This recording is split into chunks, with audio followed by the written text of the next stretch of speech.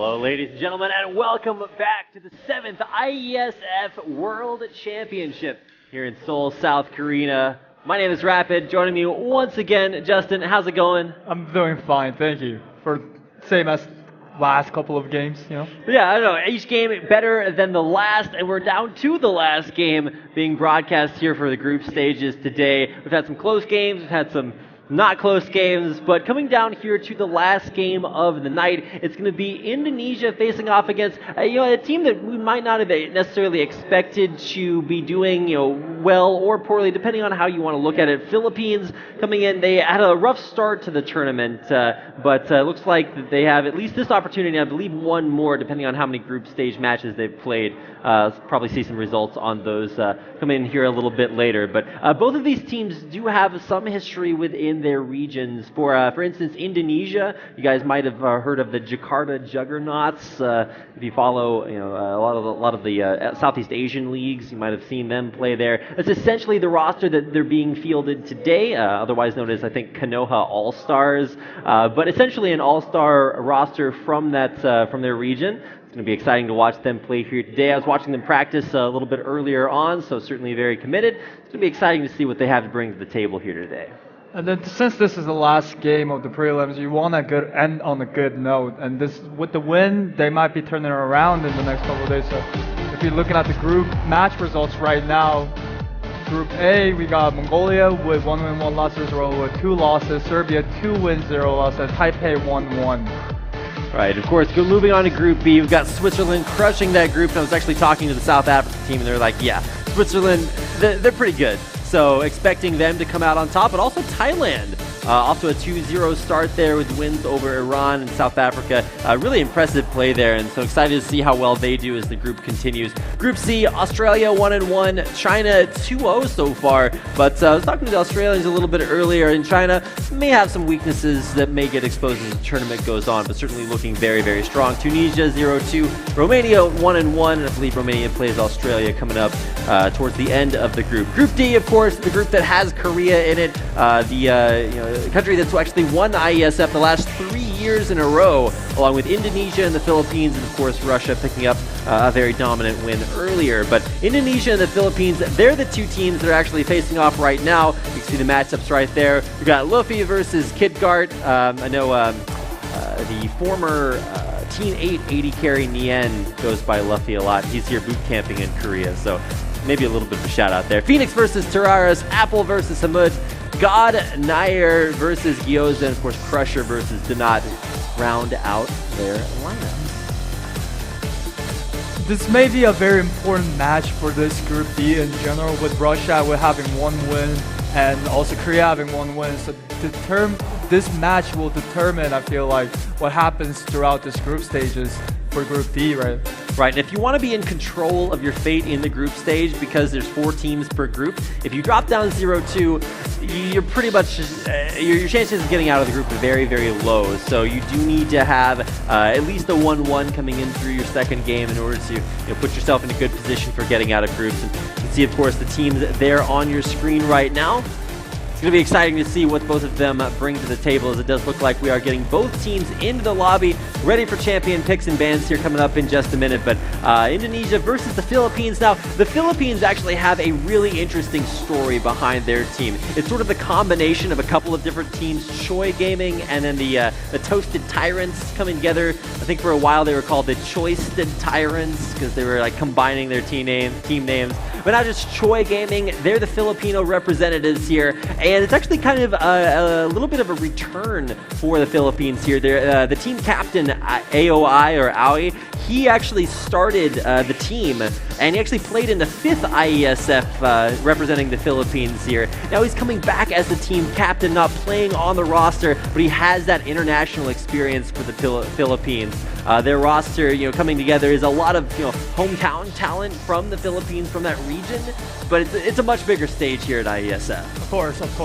And with and as you mentioned before, stepping down from starting roster and moving as like a sort of a team coach is what you need. You need infrastructure for a team to succeed. So maybe that was a good move Right. Well, and for Aoi specifically, a lot of reasons for him stepping down was a lot of parental pressure. There is like, is esports really the right way to go? You get a lot of pressures, a lot of other things to do in life, and he actually did go ahead and step down there. But now he's back and ready to lead another IESF team to represent the Philippines here at IESF, the 7th championship, a couple of years after he competed. So really nice to see, kind of the return here to lead this, Choi Gaming group from the Philippines versus Indonesia, who, to be fair, are fielding an all-star roster from their own country. They've got experience as the Jakarta Juggernauts, and it's going to be exciting to see, both of these regions compete against each other in our last match of the day.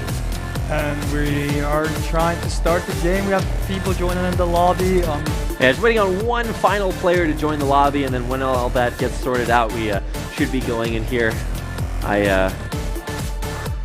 Excited to get this last game underway. It's certainly been a relatively long day. We've got 6 matches of League of Legends here, and then I believe tomorrow we will be starting best of 3s between the quarterfinal teams, moving on, of course, in the semis and then the finals. It's going to be exciting to see which teams kind of rise to the top. We already have several teams going 2-0 in their groups. It's going to be exciting to see whether or not teams can go undefeated.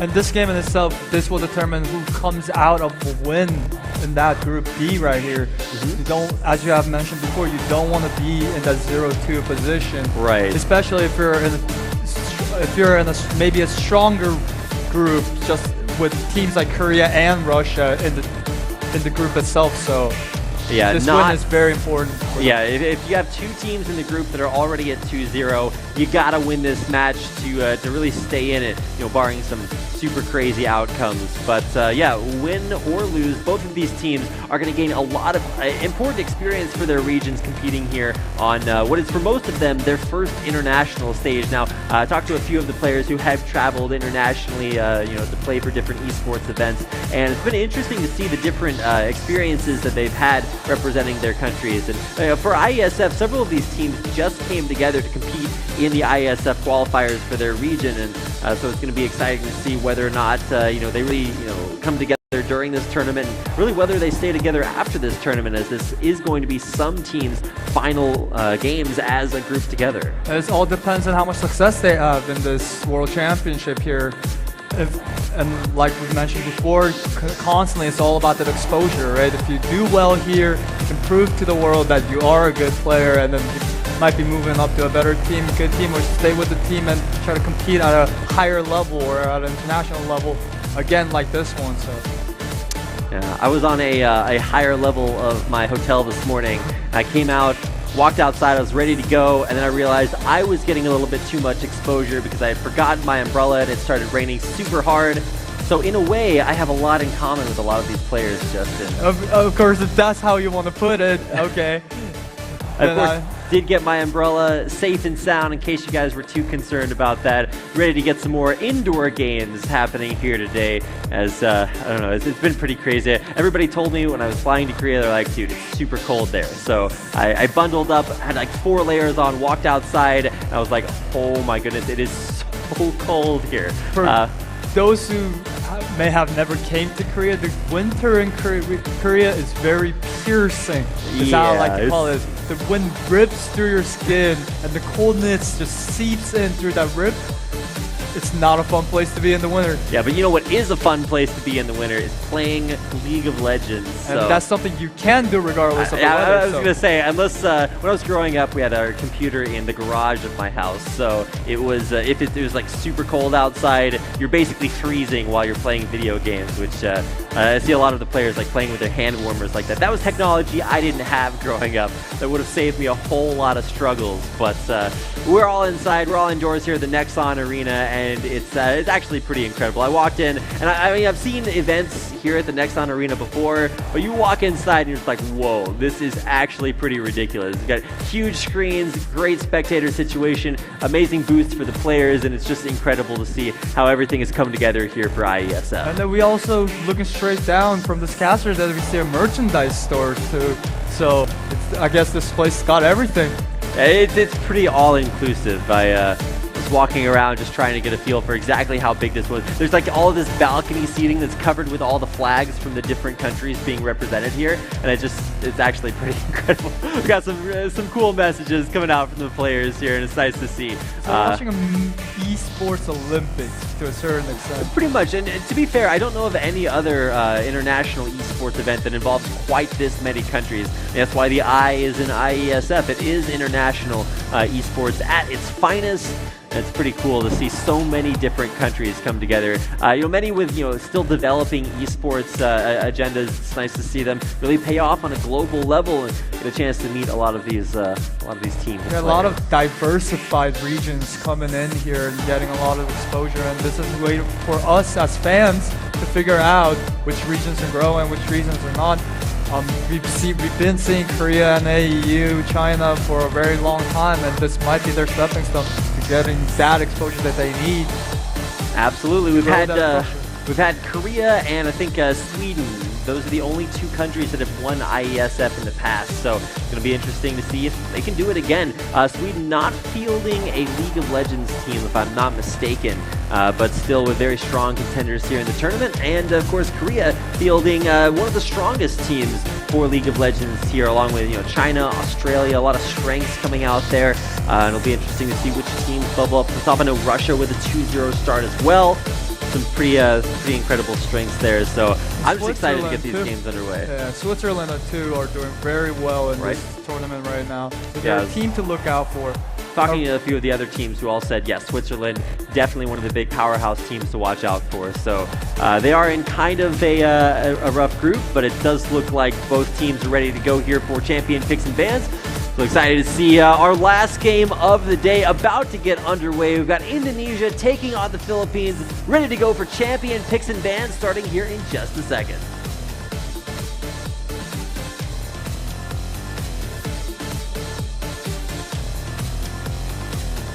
Both teams finally loaded in, and here we go. Hope you guys are ready for our last broadcast League of Legends game of the day. Philippines versus Indonesia. We're in game underway, or into picks and bans rather, for Philippines. Of course, starting things out with a Tom Kench ban. Yeah, the screen just coming up for our viewers, but yeah, there Tom Kench was banned right away. Callista, a very good ban. A lot of objective control with her E and her autos. Maybe. Right, and there's Tom Kench and Dr. Mundo, a couple of big tanky tanks already taken out there. That was Indonesia with the first ban, by the way. Apologies for that mistake. But moving on to our second ban here for the Philippines. It's going to be Elise finally getting to see that champion ban. Incredibly successful over her games here today. But first Callista ban, first AD carry ban, let's put it that way, that we've seen here on stream. Yeah, Callista as an ADC might not be strong in general, but it is strong. But the more things in competitive gaming, it's that it has so much objective control, including Baron and Dragon. So Lulu ban coming here. All these bans are very standard bans here coming in. For the last ban, we might see a Kindred ban maybe, or Ryze even, a very strong mid laner in this meta. Yeah, we've actually been looking at both of these teams play, and at least from watching the Philippines play a little bit earlier on in their game versus Russia, it was still very evident that they did have a lot of strengths up there in the top lane. But wow, speaking of top lane, a first pick Jax coming in from Indonesia, that's a lot of confidence. That is a lot of confidence, especially with picks like Lissandra Ryze still up in there, or a Thresh pick, or not a Thresh pick, support pick might be good here too also, but we're now seeing Brandon Rek'Sai coming in from Team Philippines.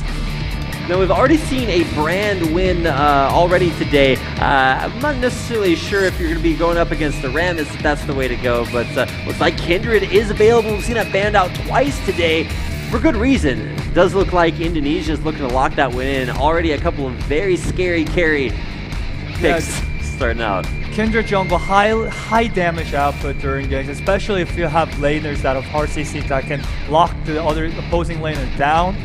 Since Rek'Sai was taken away, probably the best thing they could take at this moment. Thresh also a very good support pick. Brand, I don't know right now if he's going to be used as a mid laner or support. Right. Brand support, by the way, if you've never had to play against it, incredible amounts of damage. I mean, that guy, you're like, oh, a support He's definitely not going to kill me. Willie's totally going to kill you. So excited to see whether or not that is support or mid lane or top lane. I know I've talked to a couple of top laners who was like, dude, the top lane brand is so good. I'm just like, no, really not. We'll get a chance to see, and of course we have seen a lot of unique picks here in between a lot of the different games that we've seen broadcast. And apparently there have been a lot more unique picks being played off stream. I was talking to a couple of teams that have some secrets ready to go, so I'm excited to see where that goes. But of course, most likely going to be mid lane, maybe support. We'll see how that works out. But starting off with a Jax pick there for Indonesia, and then moving into a couple of tankier picks there in Thresh and Gragas starting to beef up their lineup here. But oh man, there's the Quinn Philippines. We were talking about this a little bit earlier. The bird lanes coming out with things like Quinn Anivia. I never expected that to be a combo I'd have to cast, but I've already seen it once today. Maybe looking at our second time around. Might happen again, and probably Hecker coming in for top lane here. Do not really know much about this matchup against Jax. I know Hecarim has been nerfed quite a lot this patch just with the mana cost and base stats, so. All right, it's gonna get locked in there. I mean, go for it. Hamud's gonna lock in the Hecarim now. We're pretty sure, or at least I was pretty sure that was gonna be a jungle, and then Rek'Sai was locked in, so it was like, okay, well, maybe gonna be top lane, maybe gonna be mid lane. Where's the brand gonna go? A lot of questions to be answered, but there is a Quinn pick locked in as well. Probably going to be AD carry, but then again, can't predict anything just yet. Looking at the last two picks here for Indonesia. Hopefully not a Teemo. TF is also a very strong pick. All right, well, TF synergizes very well with the Thunderlord's Decree. I know there's a lot of hype around that, but maybe a Yasuo Gragas works pretty well together. Also got Thresh Play and Death Sentence there to allow you to jump back into the fight. Switching around between a lot of different mid laners here for Indonesia, although probably Victor the most standard of any of the ones that have been selected. Yeah, TF would have been good just because both bot and top lane has hard CC that can lock it down, so the TF can ult, but Victor also very good lane clear, very top tier mid laner right now. Gragas, forgot to mention, Gragas was picked instead of Kindred, so they're looking for a little bit more tankier, more utility-based jungler here. Has great disengage and engage. Well, now we're looking for really the icing on the cake for this Philippine composition. Looking for an Ahri Victor, probably the most common mid lane matchup for a long time. Couple of metas ago, but does look like that is champion being hovered over. Plenty of opportunities to change this, but I'm kind of curious about where this brand is going. Could still be a mid lane, but it's looking like support. Yeah, brand support, brand Quinn bot lane, lot of kill potential for this lane right here. Right, you just land a stun and then all of a sudden Quinn gets like 3-4 procs of bonus damage. Like, oh, wait a second, I'm just dead. So and just the pure damage output that it puts in without building any AP item, brand, very strong. Well, that's going to do it for champion picks and bans for both sides. We've got about 30 seconds until this finally finishes up. Still trading around champions, and yeah, it does look like that is support brand with AD carry Quinn. Got a mid lane Ahri there for the Philippines team, and Terrorist running that Rek'Sai jungle again. Picard with the top lane Hecarim, the first one we've seen this tournament. So I'm excited to see how that works against Jax, especially since I think we've only seen one other Jax game. Yeah, so keep in mind this is 5.23, so Hecarim has been nerfed. We have yet to see him in competitive play ever since his nerf, but this might be a good way to showcase how good he is or how bad he is. Well, we're going to see, we're finishing up those picks and bans for Philippines taking on Indonesia. It's our last broadcasted match of the day, so if you guys have been enjoying the 7th IESF World Championships, hope you guys are ready for Indonesia versus Philippines. We've got that game coming up here in just a second. Once again, just because this is the last game of the day does not mean that IESF is over. We've got 3 more days of international competition coming your way, so make sure to come back tomorrow and the following days for even more international esports action. But here we go, we're starting things out, loading out onto the Rift here. We've got Indonesia facing off against the Philippines, and here we go with game number 6 of the day. Indonesia, of course, going to be your blue team for today's matches. The Philippines on the right in the red. Both teams starting off with couple of interesting pings, mostly Indonesia just saying, hey, we got to get to that enemy jungle. Let's go ahead and use this super fast home guard boost to boost ourselves out of base. And Donat will scout out this very strong push in, and already cashing in with some extra gold. Going to be able to get some of that as he walks back away. A lot more gold from early Spell Thieves procs. So he's actually going to be able to, I don't think he can pick up an extra potion after that, because they do cost more now. But it's going to be pretty exciting to watch now that that early invade may be thwarted. See what Indonesia decides to do after that. Yeah, we saw Thresh start out with Q, not really necessarily good for laning, but was probably trying to catch someone out in the jungle with the early invades. Now Phoenix dropping a little bit of a dance there, saying, all right, let's go ahead and get this show on the road. It's going to be exciting to watch this here. So at least for Hamoud in the mid lane, we've already seen his RA be incredibly strong. So what I want to know is, can that face off against Apple? I haven't had a chance to watch this Indonesian team, but we have seen the Philippines team already at least once today. Be interesting to see if they've sort of patched up a few of their weaknesses early, and already some interesting starts. We can talk about the corrupting potions on both top laners. We are going to have a little bit of a leash here for Phoenix, not going to go for that AD carry and support starting off with the camp and then walking the lane. And then we see Hecarim and Rek'Sai starting on the top side of the jungle on their red side. So we're probably looking for early ganks bot lane at this moment. Oh, nice dodge on that Death Sentence. It's really, really crucial. If the net had gotten hooked there, he would have taken at least half of his HP and damage. Now maybe turning that around. Did not force the flash. The counter flash coming in there, but will that be an overextension? Ginza does have some minions there to help him out, but overall, a lot of early action, but going to be resulting in a heal and flash down for Team Philippines. Yeah, for Lucian, both summoners are down. Exhaust was used by both supports. No, actually, just Thresh. A lot of action in the top lane as well. A lot of early trades there, but of course, with as much sustain as both top and bottom have, won't matter a whole lot. Still waiting for this gank to come in. There's a Death Sentence landing on it. Donat. Gragas coming in from the side. Will they be able to find that kill? The body bounce, and that's going to be first blood for Phoenix.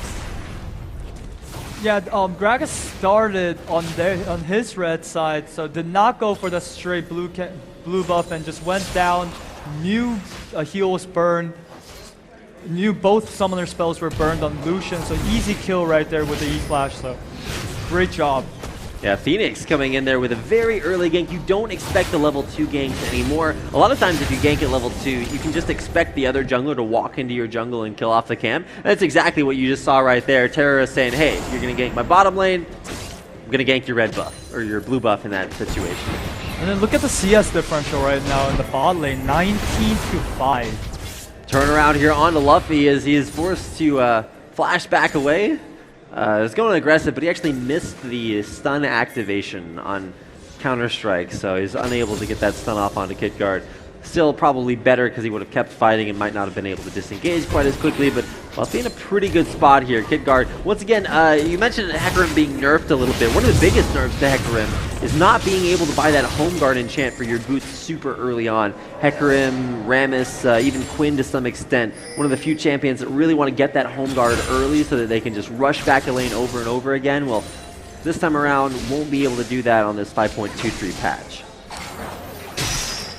Death Sentence threading through the minions down there on the bottom half of the map. Pressure trying to shield himself up. So much damage down there. The last auto attack from Ginoza. Going to help Donat actually grab that kill. Trying to fight here through the minion line. God Nadir is still taking a lot of damage. Teleport back to the top lane though by Luffy. Going to get himself back in there in a hurry. Buys a cloth armor as his only purchase along with boots. Kind of curious about the boots purchase because that could have been a longsword, but instead just wanted that extra movement speed to maybe run away. Maybe a Ninja Tabi rush. We're seeing a lot of competitive play top laners rush that boots. I haven't seen it since the patch, but might be what he's going for. To be fair, I would have expected the same thing from Kitguard, but without being able to build those into home guard boots, Hecarim might just be going for standard Trinity Force itemization. He does have Ignite top lane on Hecarim instead of going for Flash. A spell that sometimes Hecarim doesn't necessarily need. Grab there on is not playing it backwards. There's so much damage going down. Donat is out of there. God and Air able to pick up that kill and a double kill coming in there. Terra is trying to flash in to get the kill. He will shut him down, so that's a little bit of bonus gold coming his way, but wow, what a turnaround. 2 kills there. God Nair living up to at least the first half of his name. Yeah, this bot lane, we just saw Quinn pick up 2 longswords and boots while Lucian has that BF with him. So this lane's not going to go in Quinn's way for a very long time or even the entire laning phase. He'll be able to get decent CS underneath this turret there, but Kidgart, now that he's able to come back with maybe a little bit more tankiness, he can say, all right, I'm just going to AFK push this wave and try to make that as difficult to fight as possible. But now we're going to take a look at the jungle pressure and where we've seen that. So for Terrorist, he knows that he's got to get the Scuttle Crab. He also sees the wards. All right, taking that out. Recall, though, from Phoenix, so he's going to be off the map from a little bit. Bottom lane there, even more action. We talked about the kill potential here. So much Quinn damage. Oh my goodness. That burst is ridiculous. Godnair walks forward, decides walking backwards is probably a better idea. But here comes Terrace tunneling under the wall there. Won't be able to get any knockups there. Crusher just making sure he can usher him back away out of that bottom lane. Yeah, whenever bot lane's playing that aggressive, that means he has some backup. So pulled it out of there right away. We see mid roam down from Ahri. And no vision on this gank coming in. There's going to be the Quinn just to make sure that nothing else is coming in there. This dive is going to be very, very strong there. We're going to see if they find 1 kill. Hamoud grabbing that kill on the Crusher. And luckily, Godnair says, all right, you got to take one for the team. I am out of there. So he survives, but support not quite so lucky. I mean, it was telegraphed that when you saw the mid lane was gone, should have backed out right away, but 4-man dive, what can you do? Taking the drag off of this too. Phoenix is in the area, so he's definitely got the potential to come in there and look for his steal. Dragon actually doing a lot of damage. Terrorist down to like 300 HP, so really good positioning there by Phoenix to say, hey look, I'm in the area, you guys are low, probably don't want to fight this, but Dragon resetting there, healing back up to half HP, and now it's actually going to be the Indonesian team that want to try to turn this one around. The Konoha All-Stars, if you will, representing Indonesia, coming in, and are you able to grab a dragon off of that? And that was just kind of the fault of Choi Gaming, representing, of course, the Philippines, saying, we want to go for this dragon, but not really expecting to have to tank it for quite that long. Yeah, so the game's very even right now here in 8 minutes, only 400, 200 goal difference. Ahri did pick up that kill, so might be able to rush that Abyssal Scepter a little bit faster. We see Jax trying to farm jungle both camps right now, taking the Wolves first and now taking the Gromp and going back to lanes because the lane was pushed in. So see a lot of CS differential on the top lane too, which is, I find it very odd, but as I've said before, don't really understand a lot about this matchup, but apparently Hecarim's winning. Yeah, and it has been changed a lot, but rushing Mercury Treads, I don't know about that one. It's certainly going to be okay at denying the CC from things like Jax stunning with Counter-Strike, but I don't know about that. It's going to be good to avoid getting all that Gragas damage and even maybe roams from Victor as well. So I mean, maybe you've got like 3.5 ability power champions on the enemy team. Might be worth rushing that, but that does delay anything like a Trinity Force if Kidgart wants to go more aggressive. But I don't know, it's going to be less about like that individual lane matchup and more about the interaction between the other ones. Yeah, I mean, you used to rush boots on Hecarim just because of the passive with the E and how much damage it does with just boots and the faster build for building home guards, but with the changes now, I don't think that's a very optimal item build at this moment. Right, so still trying to get a feel for exactly which lanes are really going to be the game changers here, but Kidgart, decent ward coverage, he's going to keep himself safe from any Phoenix ganks coming up. But his ward is about to expire, so he might be a little bit more vulnerable here in a minute. And with the ward, you see the red team, Team Philippines, prioritizing that top side jungle way more than any other lane. You see both two pinks right there. Here comes Quinn. I feel like, here comes Vi. Maybe Quinn needs her own theme song like that. Gioza trying to get the roam on, running up towards mid lane, but really not a whole lot to happen. Especially, oh man, there's the ult and on to Luffy. Ignite's actually going out there as well. But look at that damage. The creep wave is actually dealing most of that. Kidgart gets in there with the kill and is able to escape the creep wave as well. Really epic 1v1, but Kidgart knowing that kill potential. knew his power spike, knew one, and even with that Mercurial Threads, he still was able to do enough damage to kill that Jax, and with that Ignite damage also coming in. It's a great kill in the top lane right now. Might change things around. That's just the power of Ignite, being able to run that and teleport at the same time, sort of the best of both worlds there. It does trade a little bit more mobility by not having flash, but doesn't really even need it. Flash forward, there's the play backwards. They're not in a really rough situation. Godnair just mows him down there. I was going to say the equalizer to take him out, but that's the Rumble ult there. It's going to be able to drop that one down. And I mean, to be fair, really great dual lane situation for Godnair. He's 3 kills, only 1 death, but while individually he's doing very well for Indonesia, Philippines has more strength spread out across the board. Again, this game would also again come down to whether the top laners can split push against themselves, and right now Hecarim's winning that trade at now, so but if Jax becomes that split push threat later on in the game, we don't know what might happen. So Lucian getting kills, very good thing. Still has nothing but a BF sword there, so still looking for some extra itemization. I'd expect something along the lines of an Essence Reaver picked up there. We've seen that be pretty standard Lucian first item. Maybe an Infinity Edge, but I'd guess Essence Reaver there. And pretty much the same thing for Quinn as well. But as far as big item pickups going back to base there, yeah, Godnair is going to be able to pick up not only that BF sword, but has also got the makings of, I guess that is going to be Essence Reaver in there, so we'll see if he's able to pick that one up here in just a second. Hamoud, though, already with his first major completed item in that Abyssal Scepter, going to be pretty game-changing if he's able to get in on any of these big team fights. He's got Dragon in about 1:30, so maybe that's the action he's looking for, but possibly looking to see some roams here. I know we've seen Quinn roam a couple times, but not really to great effect. Yeah, a lot of early MR coming from both top laner and the mid laner. We just saw Hecarim build that face to turn it into a Triforce, which will become way much more stronger than he is right now. Pressure that little bit of top lane, but we'll see about this jungle situation. Phoenix is going to walk right into that stun. So much damage there. We could see Terrace try to get in there. Blocks the body slam and forces out a flash. Great positioning. And even a flash there from Apple being forced out as he didn't expect or didn't respect the Ahri coming down there. But now Donette actually overextending there a little bit too much, too quickly. Apple very low as he looks to go down. Summoner Heal keeps him alive there in the back. Able to turn it back around there. Luffy jumps in, gets the kill, jumps back out immediately. Terrace very low there. We've got the Ahri versus Godnair. Double kill. Lucian, so strong, flash forced away there. So I feel like every single flash was just blown there. I guess I was correct, at least for the Philippines, but of course, one of their champions doesn't even have that summoner spell, so I guess that means it's always. So, I mean, I guess all the flashes are gone at this point. Hey, there you go. Yeah, they try to catch the jungler out, the Gragas out with Brand and Rek'Sai, but wasn't doing enough damage.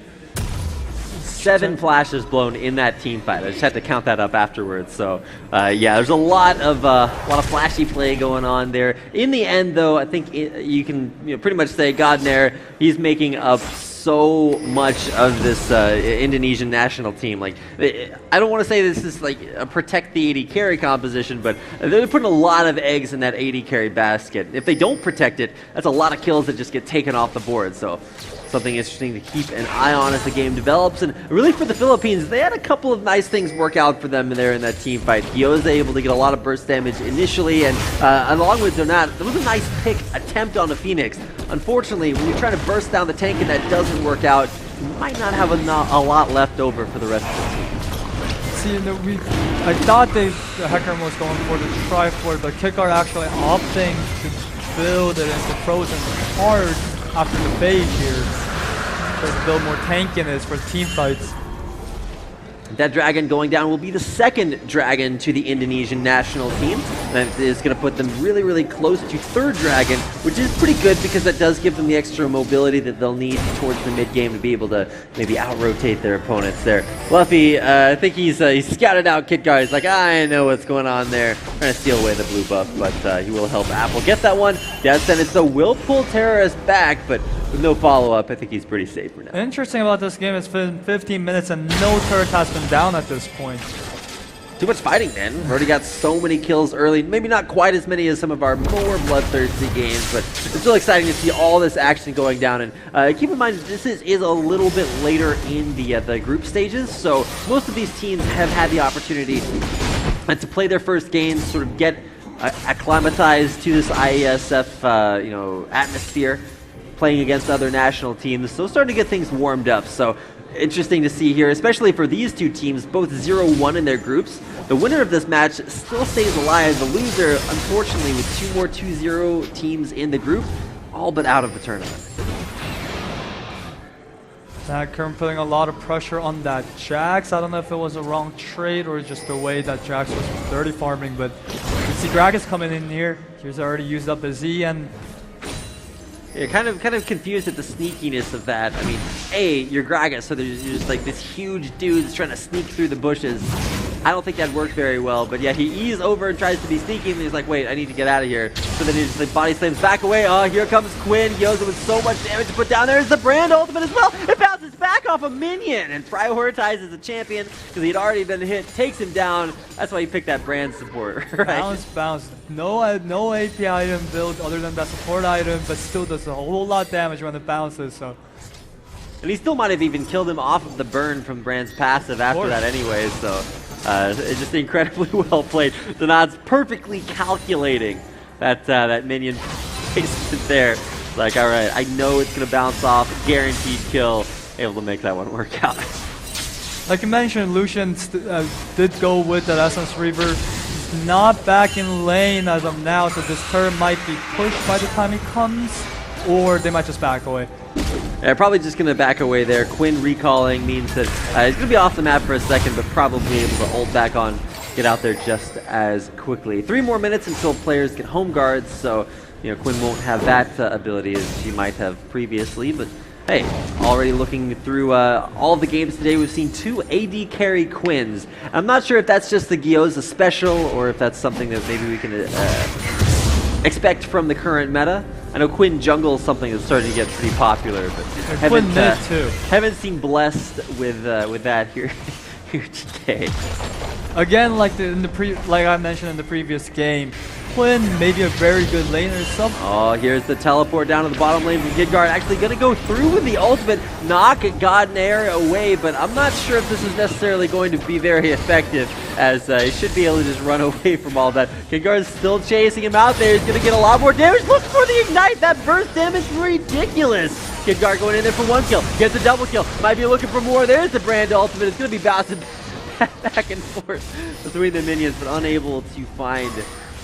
What can you do as an ADC at that point? You see a big horse running towards you, try to get away, but there's nothing you can do. That's actually a pretty interesting reaction between a single AD or a single champion and a minion wave. So the way these Brand's ultimate works is it prioritizes champions who are ablaze. So if you set someone ablaze with a skill, or even with just the ultimate itself, and they're the only champion near a minion wave, you're guaranteed to get at least 3 procs of his ultimate off. And then of course you can go for stuns, bonus damage, other things like that. But still really interesting to see all that damage from Brand come out just from bouncing through minions. And Mr. Godnair pretty unhappy about that. He's been the recipient of that a little bit too many times this game. So he's got 5 kills, he's got the most kills on his team, but he also, of course, has the almost the most deaths. He's got 4 deaths on Crushers, so. Luffy was able to get that top turret though, and he did pick up his first item, Gwynzon's Rage Blade, a few minutes ago. So he did hit that power spike, so I don't know how he's going to utilize this power spike, maybe in team fight, maybe split pushing, but we'll just have to see.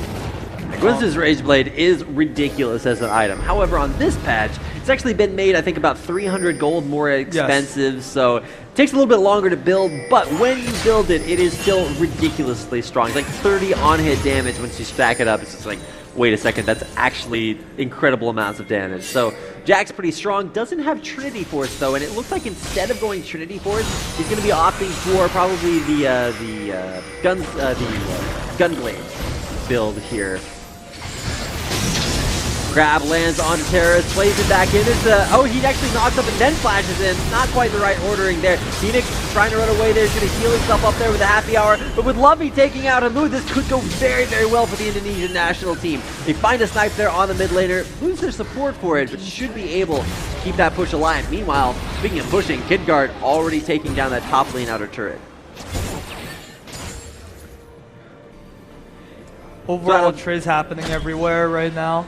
Yeah, I was actually going to ask you about all those early trades. So we've got a 3-1 Hecarim, kind of crushing that top lane matchup, but with Jack scaling up, like, what's the scaling look like? Is there any particular power spikes for Hecarim? I mean, he's in a pretty good place right now. Gyoza, though, going in, might have looked for Apple, but it's a little bit too far away. Of course, the biggest power spike that comes as a Hecarim is when you build that Triforce, and then you have the Ignite up with the teleport. I mean, I guess we don't have the home guard advantage now, but the teleport and straight up just dashing straight to the ADC and ulting and Qing once with an Ignite would one-shot the ADC, so it's a very strong item. He also does have that Frozen Heart, so it's more effective in team fights, but Jax in 1v1 situation will kill you instantly and does have that split push pressure way bigger than the Hecarim. So they're taking a drag off of this right now. This is actually really key because that's going to deny the third dragon from the Indonesian national team.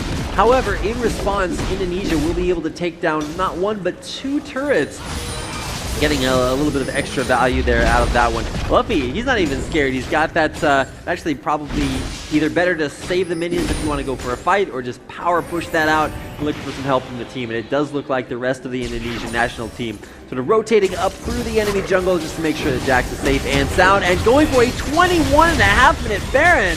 I don't know if you're quite far enough ahead for this, but with very little ward coverage in the area, none of them being scouted out here. Baron down to half HP, and no one from the Philippines knows how. Finally, Gyoza starting to get wise to it, unable to steal that away, and that is a 22-minute Baron for Indonesia. Very sneaky Baron. They push up both ways, top side and mid lane, so they have to do, the other opposing team has to deal with that, and sneaks the Baron right in that short timing.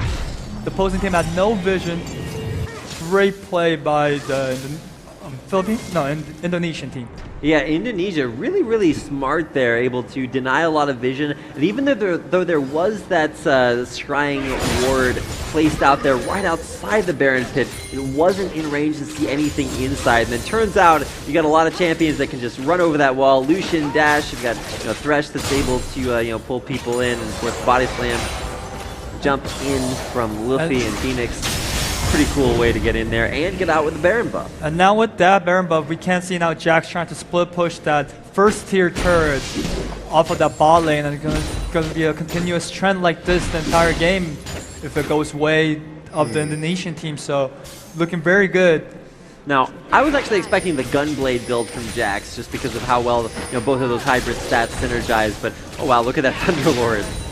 Proc, really, really high damage from Ginoza. And to be fair, it does look like, okay, that is going to be Static Shiv after the Essence Reaver. So for once, we're seeing an AD carry not rush Static Shiv. Both of them will be building that eventually, and with even more crit built in there, of course, synergizing with, the CDR there on Essence Reaver. It's going to be interesting to see how these both of these AD carries work out against each other. Donat very, very low HP off of that culling, dealing a ton of damage, but we'll see how both teams match up here. The bottom lane, of course, Baron buffed up minions, going to be giving a little bit of an advantage there to the Indonesian national team. Of course, with not as low as he is, the tower may not be around for much longer.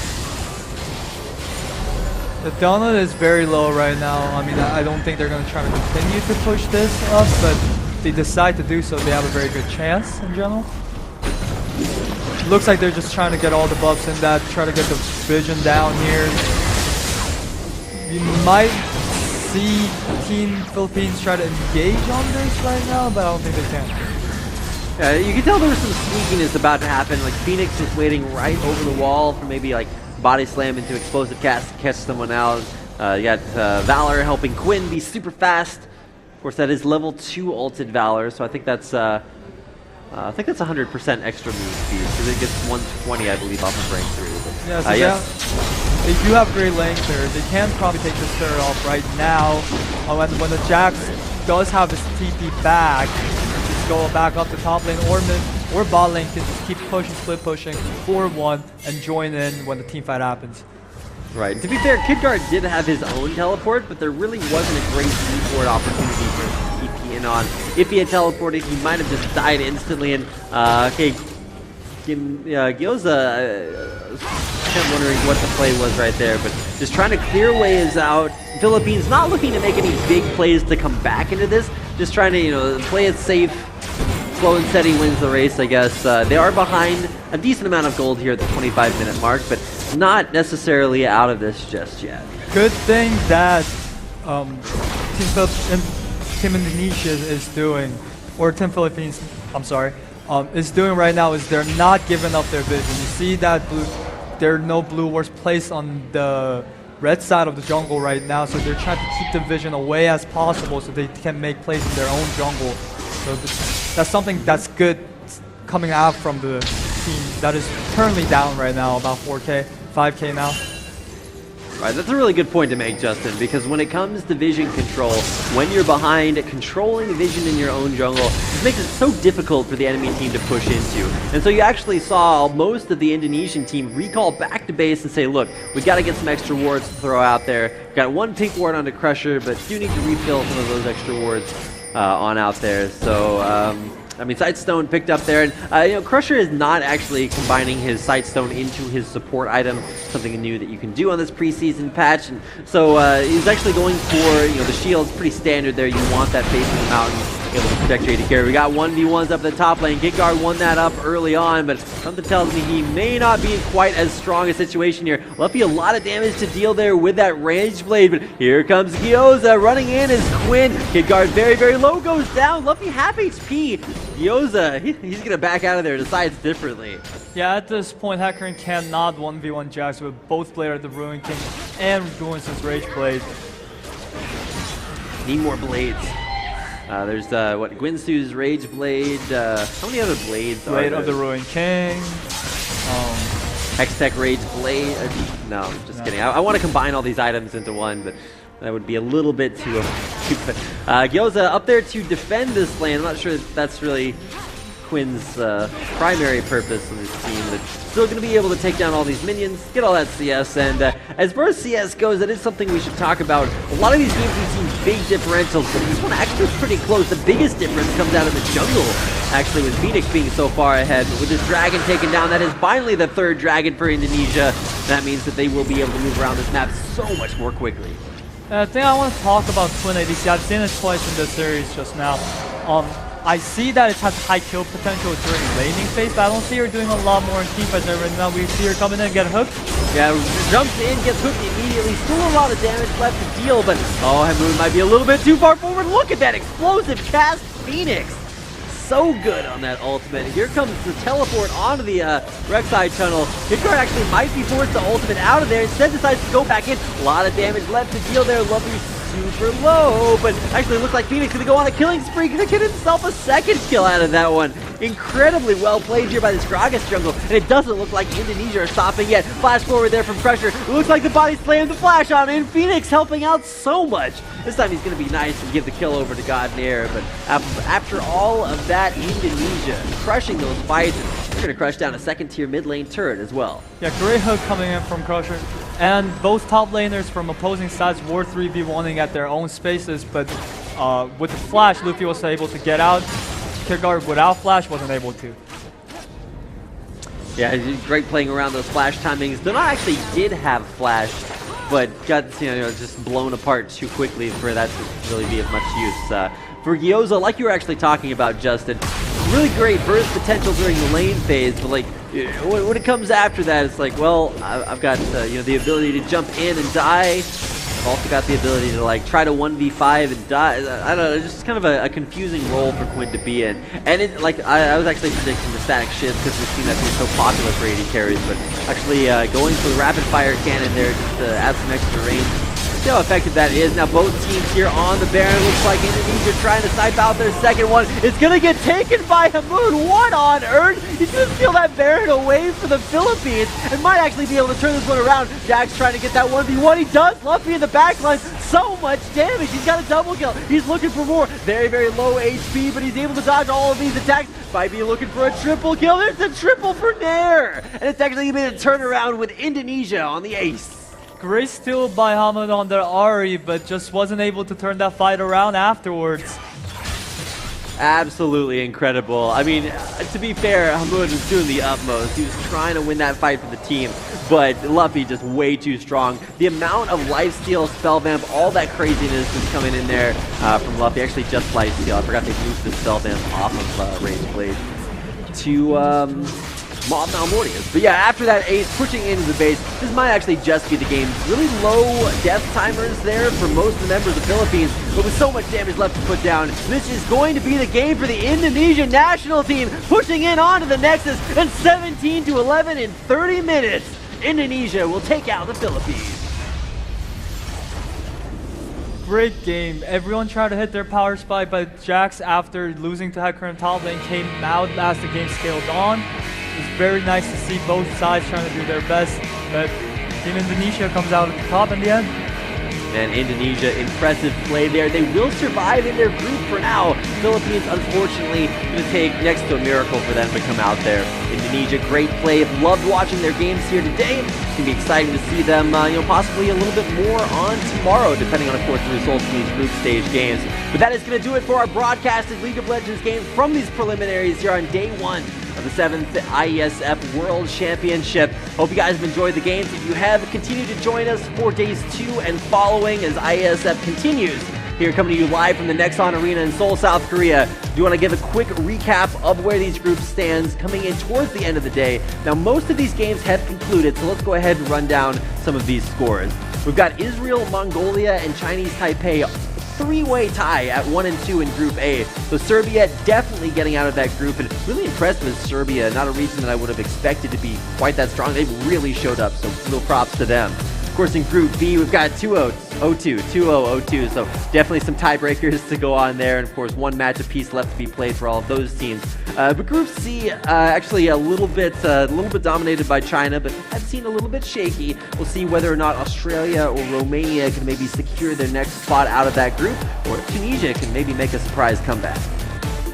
Group D right here, we got Korea, Indonesia. We just saw the game between Philippines and Indonesia, and Indonesia comes out with 1 win, 1 loss. Korea now has 2 wins, Russia with 1 win and 1 loss. So it's going to be a fight between Indonesia and Russia to who advances from this Group D right here.